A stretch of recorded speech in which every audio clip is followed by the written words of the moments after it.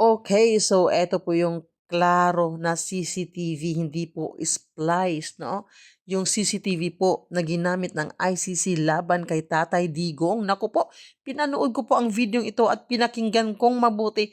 Hindi naman po pala ito part ng EJK. Nagre-review lang naman pala si Tatay Digong ng CCTV sa Agdao. So, panoorin po natin ang videong ito. Tapusin lang po natin dahil ang may-ari po ng video na ito ay umalma na rin po at nagsalita na po siya. So ito po yung video guys, panoorin po natin. Big squad. Sa Makati ganito din. At most, or maybe sa Tagalog. Kasi to process the data.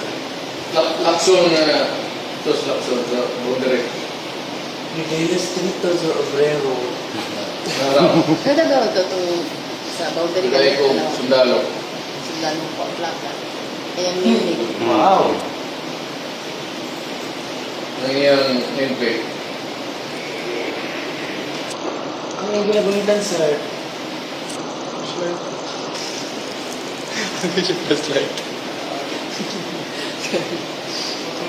Hindi mo klaro na.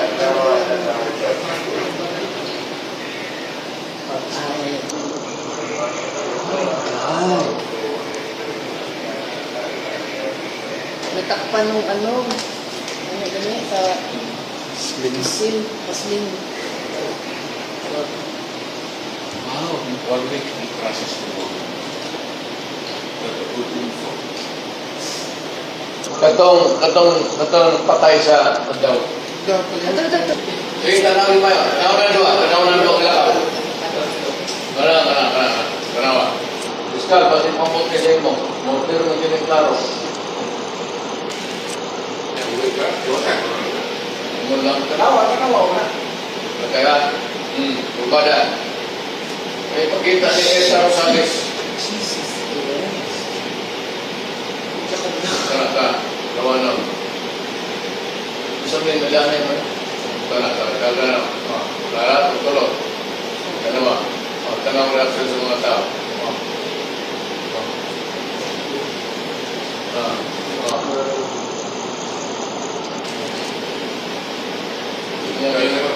Dito, patay na. Ito. Botong tulo? Uspa. Ibalik. Bakla. Ibalik na. Ayaw lagi doon. Ana lang.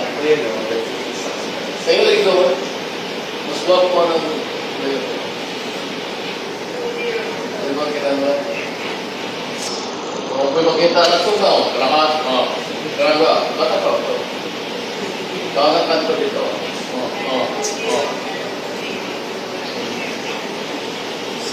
Sulilanay mo. Kanang reaction sa. Kanang reaction tayo. Subscribe ito.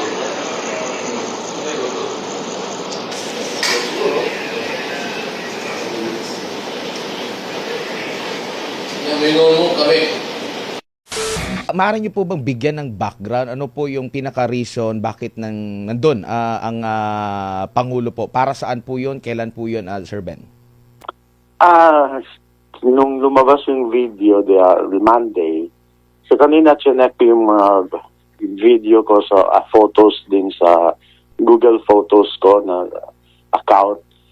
So nakita ko na yung photo na yun. May photo ako nakita doon na similar doon sa December 19, 2013 ng 1:14 a.m.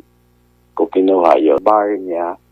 Then since bago pa lang yung Davao Central 9 na nun, so he invited 3 of us journalists para pumunta doon para matingnan. So pumasok kami doon sa operation center niya. Doon namin nakita yung masyado malaking wall, tapos maraming monitors. So doon pinakita niya. Pinakita niya kung gaano ka-high-tech yung mga CCTV cameras, tapos yung mga recordings. Yun yung pinakita sa ICC. Opo. So, ito'y panahon pa na mayor si former President Rodrigo Duterte at yung pinanood ninyo na video, recorded siya, parang ni-replay lang. Sino bang nag-request na mag-replay? Si FPRRD? Si Mayor Duterte ang nag-request nun. Sabi niya, pakita mo nga yung recording natin nung may binaril. sabi niya. So yun, pinakita sa screen. Opo. And in Bisaya po yung pagkakasalita. Maaari nyo po bang ma-summarize ano ba ang gustong ipaabot ni FPRRD during that time na nagbe-mention siya? Kasi sabi niya, pasok ito sa may certain kaso siya na sa fiscal. Parang meron siyang gano'n na pagkakasabi. Hindi, Opo. pinakita, sabi niya dun sa operator na ipakita mo yung video recording dun sa binaril. So yun, pinakita niya. Pinakita sa amin, tapos yun, sabi ko na, ito ba yung parang itong mga cameras niya, para ba yung tulad dun sa Makati? Kasi alam naman natin na Makati always high-tech na yung mga doon during that time. So yun, tapos sabi niya, sabi pa niya na, tinan mo yung mga reaction ng mga tao.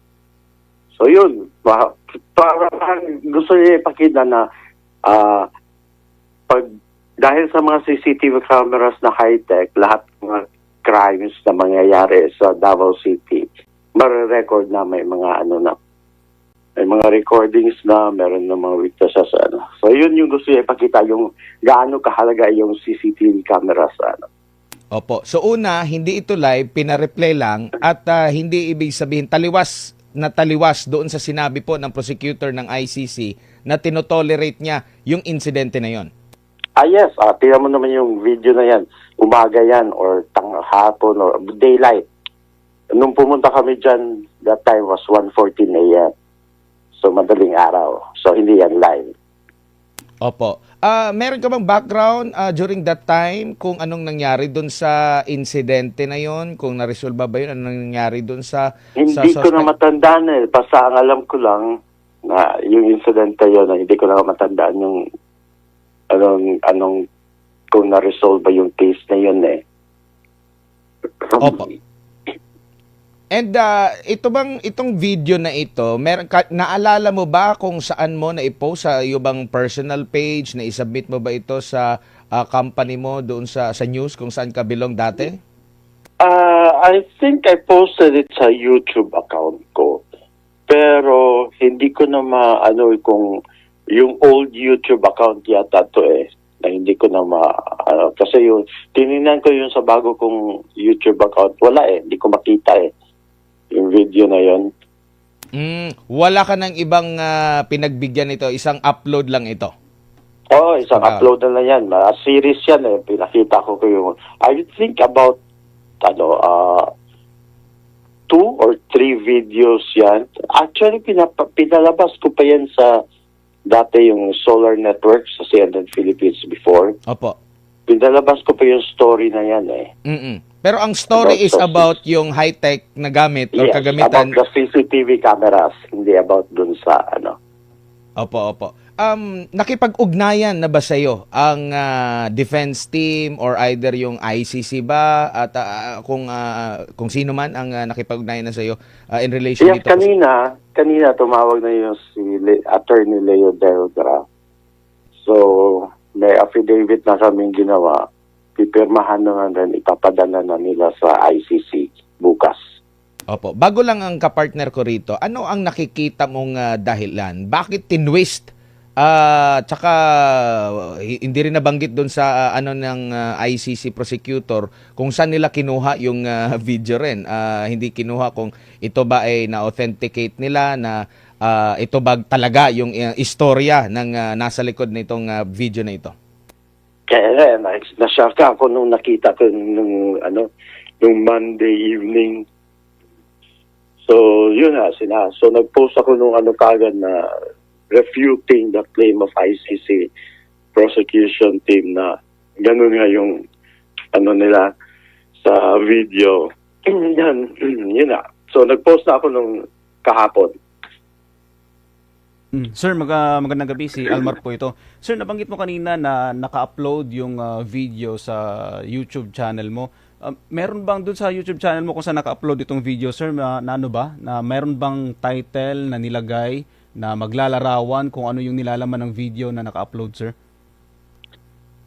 Hindi ko na matandaan kung ano nilagay ko yung title. Kasi usually pag nag-upload ako ng mga video sa YouTube, dati ko YouTube account, numbers lang Usually yung date lang Pag maglagay naman ako ng title, minsan yun yung mga lumalabas sa news outlets. Ang most probably ang nilagay ko would be CCTV Davao, parang gano'n. Nabanggit mo kanina din, nabanggit mo rin kanina sir na may mga ibang media entities din na inibitahan during the time na nire-review ng dating mayor ng Davao, si former President Rodrigo Duterte, yung mga CCTV. Nakapag-usap na po ba kayo sir nung iba po ninyong kasamahan patungkol dito sa video nung ginamit nga ng prosecution yung video na yan sir? Hindi, actually kasi ako lang yung kumukuha ng video that time eh. So, kaya alam, sigurado ako na akin yung video, pati yung boses na nagsasalita, that was me, tapos yung dalawang kasama ko. So, ano yung reaction sir ng ibang kasama mo? By chance, kung nakapag-usap na po kayo sir after... Hindi rin namin napag-usapan, hindi ko rin sila na-contact. Merong interview yung aming isa sa mga reporters dyan sa Davao na ibalita na sinabi ng mga vendors dyan sa Agdao na yung video na yan ay parang sir, masasabi po ba ninyo sir? I cannot say it. Kaya, masabi lang yan, yung times, pwede na. Ingat kayo kasi... Presidente dyan sa Davao City, namumuo yung Agdao, yung lugar na yan sir? Early 80s pa yun eh. During the time na masyado pang malakas yung Sparrow unit ng CPP-NPA. So, nung pumasok na si Mayor Duterte, 86 up to 90s, doon na medyo na-improve na yung peace and order situation sa Nicaragdao. So, nawala na yung tag na Nicaragdao, ngayon Agdao na lang. Wala nang masyado na peaceful Agdao ngayon eh. So sir, isa na lang siguro sir bago ko ibalik kay Partner Admar. Kumusta dyan sa Davao City yung peace and order po natin dyan sir? As a citizen dito, no, wala masyado naman tahimik kasi ang Davao. Kaya kung marami ako nakababasa sa social media na gusto nila dito sa Davao dahil anytime pwede nila iwan yung mga gamit nila sa tables ng mga stores or pwede nila sa magamit ng mga cellphones while sumasakay sa mga passenger jeeps kasi nga very peaceful and very safe. Kaya ako po na itanong kasi merong isang dating senador na nagsasabi na magulo daw po dyan sa Davao, sir. Well, of course, hindi mo maiwasan yun. Ang gusto, ang ano lang naman dyan is kung magulo man, siguro, ang sabi nga na ang Davao is very dangerous to criminals, not to law-abiding citizens. Opo. Sir Ben, daghang salamat sa imong oras ug gigayon sa uulitin po. Ingat po kayo.